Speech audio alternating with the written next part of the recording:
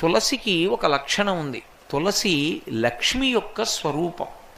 తులసి ఈ భూమి మీద పుట్టినటువంటిది మొట్టమొదట ఎక్కడి నుంచి పుట్టింది అంటే బీజము నుంచి వచ్చింది కాదు తులసి చెట్టు. తులసి చెట్టు గింజల్లోంచి రాలేదు. తులసి చెట్టు వృంద అనబడేటటువంటి మహాపతివ్రత యొక్క శరీరము దగ్ధమైనప్పుడు ఏర్పడినటువంటి బూదిలోంచి విత్తనాలు చేశారు బ్రహ్మగారి యొక్క అనుగ్రహం చేత. ఆ విత్తనములను చల్లితే అందులోంచి తులసి పుట్టింది. అందుకే అసలు తులసి కారణజన్మురాలు, లక్ష్మియే తులసిగా వచ్చింది. తులసికి ఒక్కదానికే ఒక లక్షణం ఉంది లోకంలో. తులసి సమస్త పాపములను హరిస్తుంది. ఎందుచేత హరిస్తుంది అంటే దాని గురించి పురాణంలో ఒక మాట ఉంది. యన్మూలే సర్వతీర్థాని యన్మధ్యే సర్వదేవతై యదశ్రీ సర్వవేదేషు తులసీత్వం నమ.